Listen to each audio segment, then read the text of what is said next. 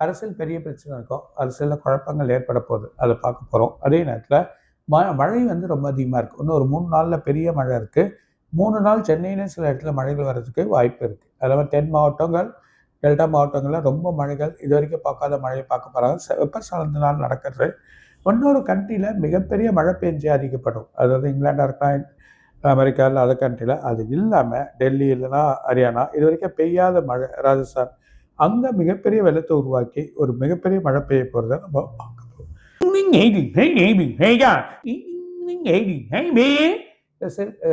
Cellphone signal ஏன்னா computer சிக்னலில் வரக்கூடிய அந்த சிக்னல் வந்து சில ப்ராப்ளங்கள் ஏற்படும். இப்போ அதை ஏற்படுறதை கண்டுபிடிப்பாங்க. இந்த 6 நாள் 7 நாளில் அது ஒரு பெரிய பரபரப்பாக இருக்கும்.